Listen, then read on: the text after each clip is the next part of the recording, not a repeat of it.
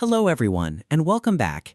In today's video, I'm going to show you how to activate Windows 11 step by step. Activating Windows unlocks all features and removes the Activate Windows watermark. So let's get started.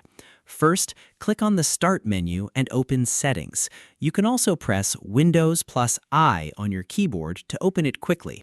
Once Settings opens, click on System from the left-hand side. Now scroll down and select Activation. Here, you will see your current activation status. If your Windows is not activated, you'll see an option like Activate Now or Change Product Key. If you already have a product key, click on Change Product Key. A small window will appear asking you to enter the 25-character product key. Carefully type your product key, making sure there are no mistakes, then click Next. Windows will now verify the key and activate your system. If the key is valid, you'll see a message confirming that Windows is activated successfully. Another method is using a digital license.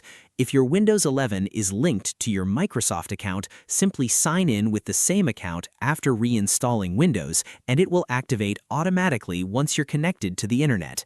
To confirm activation, go back to the Activation page in Settings.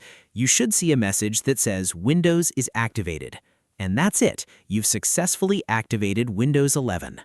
Thanks for watching. If you found this tutorial helpful, don't forget to like, subscribe, and turn on notifications for more Windows tips and tutorials. See you in the next video.